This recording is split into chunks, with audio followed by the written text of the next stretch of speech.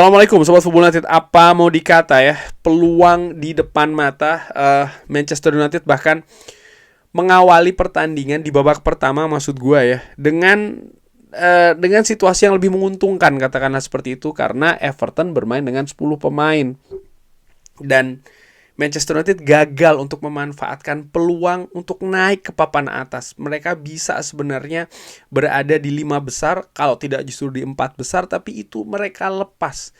Dan menurut gue, siapa yang melepas? Mereka sendiri. Manchester United di babak pertama tampil nggak banget ya. Oke, kali ini reviewnya gue awali dulu dari komposisi pemain yang dipilih oleh Ruben Amorim. Joshua Zirkzee untuk pertama kalinya ya balik menjadi starter. Amat didorong ke gelandang serang sebelah kiri. Di bangku cadangan ada berita positif menurut gue dengan kembalinya Lisandro Martinez walaupun tidak mendapatkan menit bermain tadi. Tyrell Malacia juga mengejutkan ada di bench. Lalu pemain muda Shea Lacy, pemain serang ini ya, penyerang muda juga ada di bangku cadangan. Manchester United di awal-awal babak pertama susah untuk build up. Kenapa? Everton main high press, determinasi mereka tinggi sekali dan ini menyulitkan Manchester United untuk bisa build up dari bawah. Yang dilakukan adalah bola-bola direct long ball ke depan.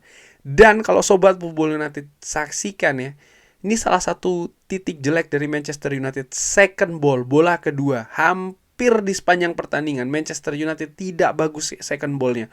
Baik itu di babak pertama, setelah tampil 10 lawan 11, dan juga di babak kedua. Ada banyak second ball yang harusnya Manchester United bisa amankan. Mereka bermain di kandang tapi justru lepas. Dan ini juga akhirnya membuat ya, menurut gue, space yang cukup luas dalam tanda kutip untuk para pemain Everton untuk bisa mengeksplorasi lini pertahanan Manchester United, sehingga tadi ada beberapa momentum berbahaya kurang lebih di sekitar 20 menit pertama babak pertama. Joshua Zirkzee lebih sering turun ke lini tengah untuk membantu menambah energi di lini tengah. Tapi ada banyak sentuhan juga yang tidak maksimal dari seorang Joshua Zirkzee. Dan Manchester United ya di menit ke-13 sudah unggul pemain sebenarnya karena ada aksi bodoh menurut gue antara Idrissa Gueye ya, dengan Michael Keane. Ya ada konflik internal di sana yang sayangnya tampil 10 pemainnya Everton ini tidak mampu dimanfaatkan oleh Manchester United. Setelah Everton tampil 10 pemain, Manchester United masih terlihat dalam tanda kutip santai. Tempo masih biasa-biasa saja. Mereka nampak seperti kayak gugup ya, gagap apa yang harus dilakukan menghadapi 10 pemain Everton. Everton berubah dari 4-2-3-1 menjadi 4-4-1. Mereka lebih banyak menempatkan pemain di daerah sendiri. Tapi mereka mengandalkan betul transisi yang cepat dari bertahan ke menyerang. Dan Manchester United seperti tidak tahu harus berbuat apa, bahkan ketika mereka unggul jumlah pemain. Dan menurut gue ini sangat disayangkan. Tempo juga sangat sedang-sedang saja. Kualitas umpan, terutama kualitas ketika memasuki sepertiga akhir juga tidak tambah bagus. Everton nyaris hanya tinggal duduk saja di belakang ya, di kotak penalti mereka. Lalu mereka ketika Manchester United melakukan serangan, mereka mendapat bola, mereka melakukan transisi yang cepat dan akhirnya Manchester United justru tinggal dulu di menit ke-29 melalui aksi individu Dewsbury Hall. Dan bisa lihat bagaimana proses gol tersebut. Dia punya ruang shooting, dia bisa mendapatkan area ya untuk melakukan shooting yang by the way shootingnya sangat bagus sekali mengarah ke sebelah kiri gawang dari Senne Lammens. Bagaimana itu bisa terjadi? Ini kan hal yang menurut gue apa ya? Ya ini hal yang tidak pintar sebenarnya dilakukan oleh Manchester United di pertandingan tadi. Terutama ketika mereka unggul 11 melawan 10 pemain. Fokus Manchester United lagi-lagi hilang. Nah, anehnya setelah Manchester United tertinggal, di situ mereka baru berubah. Mereka naikkan temponya, intensitas mereka tambah, determinasi mereka tambah. Cuman kualitas ketika Manchester United masuk ke sepertiga akhir pertahanan Everton nggak bagus. Banyak crossing yang tidak menemui sasaran. Dan juga banyak aksi-aksi yang berujung justru salah pengertian di antara sesama pemain Manchester United sendiri. Dan menurut gue ya ini sangat disayangkan. Manchester United punya momentum sebenarnya bahkan dari babak pertama, tapi tidak mereka bisa maksimalkan dengan baik. Manchester United di sisi lain ketika kehilangan bola lalu 10 pemain Everton melakukan transisi, mereka justru bagus. Dan lini belakang Manchester United juga punya kesan kacau ya, terutama di 15 terakhir babak pertama. Sempat sangat mengkhawatirkan menurut gue. Bahkan ketika sekali lagi Manchester United unggul jumlah pemain. Memasuki di babak kedua, Ruben Amorim dari awal mengganti Mazraoui dengan memasukkan Mason Mount, menggeser Ahmad dari gelandang serang sebelah kiri ke wingback sebelah kanan, ke posisi yang sering ditempati. Menurut gue ini jauh lebih make sense, jauh lebih masuk akal, karena jauh lebih berhasil dalam tanda kutip. Ya Ahmad menjadi pemain yang paling berbahaya lagi, seperti di pertandingan-pertandingan sebelumnya. Tempo juga langsung dinaikkan tinggi, dan tempo tinggi ini Sobat Pebulu United perhatikan ya, ini konsisten terjadi hampir di seluruh di babak kedua.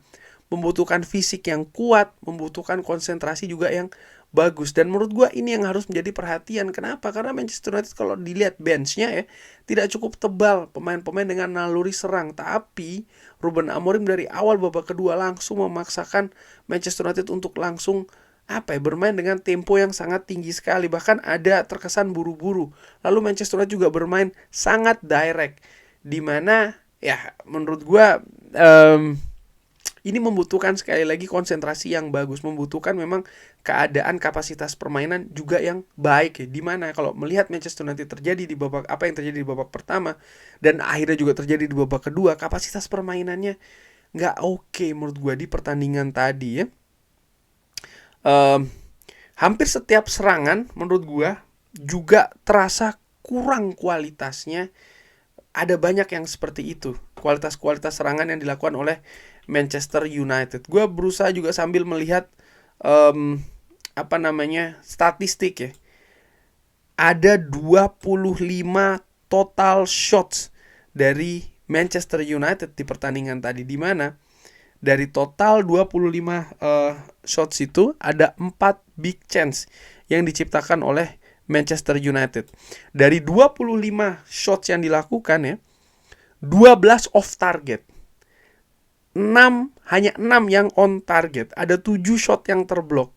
Jadi 50% dari total shots yang dilakukan oleh Manchester United ini tidak tepat sasaran. Ada 7 juga sisanya ya, 7-nya ini di blok dan hanya 6 yang shot on target. 17 shots inside the box, di dalam kotak penalti. Manchester United benar-benar berusaha untuk bisa membongkar pertahanan Everton. Ada banyak variasi serangan, hanya 8 shot dari luar.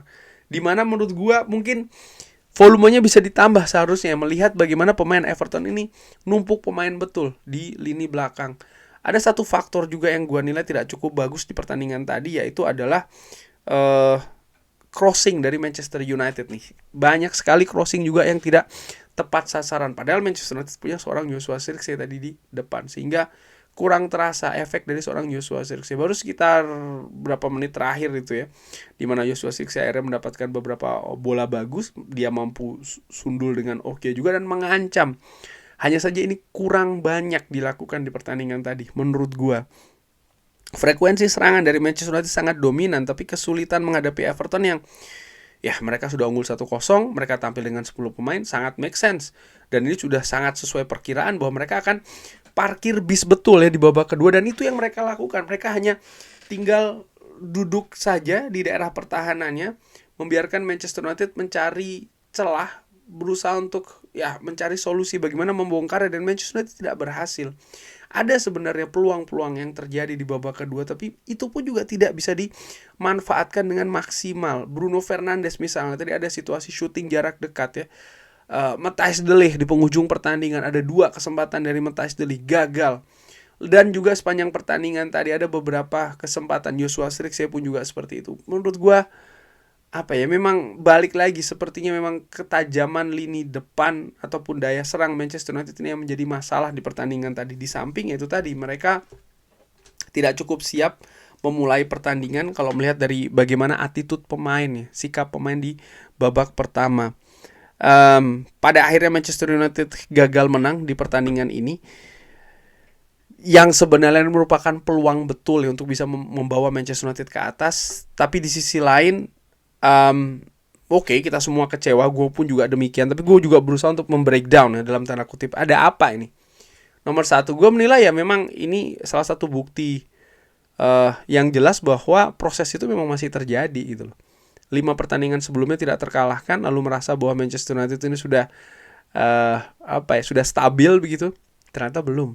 Ternyata ketika ada Kunya absen misalnya, Sesko tidak bisa dimainkan, lalu ada beberapa komponen di pertandingan yang tidak tampil maksimal, seperti kayak back sayap misalnya, wing back di babak pertama nih, kanan kiri tidak jalan menurut gue.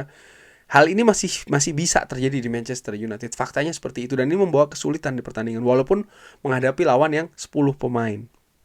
Lalu nomor 2, ya ini juga merupakan buah dari adanya jeda menurut gue. Karena gue sempat bahas juga di preview bahwa setelah jeda internasional ini seperti kayak kembali dari nol lagi gitu. Dan untuk bisa mencapai level sebelum ditinggalkan jeda internasional kemarin, ini bukan hal yang mudah juga. Dan kalau melihat misalnya apa yang terjadi di Premier League ya, setelah jeda internasionalnya, ada beberapa klub juga demikian kan, klub-klub yang sebelum jeda internasional tampil dengan bagus ya, lalu mereka kesulitan di pertandingan pertama setelah jeda internasional. Kali ini Manchester United mengalaminya gitu. Kalau melihat Everton, ya mereka tampil cukup bagus, terutama di 10-15 menit babak pertama. Mereka sangat menyulitkan Manchester United, walaupun Manchester United akhirnya juga bisa mendapatkan solusinya dengan berusaha untuk lepas dari pressing-pressing ketat pemain Everton ya. Dengan melakukan aksi-aksi individu, dan itu berhasil menurut gue. Ada beberapa situasi kalau Sobat Football nanti lihat itu berhasil begitu. Akhirnya mengancam, hanya saja kualitasnya tidak cukup oke di finishing. Justru ketika Everton tampil 10 pemain, di situ yang menurut gue justru menjadi titik yang seharusnya Manchester United manfaatkan, tapi tidak.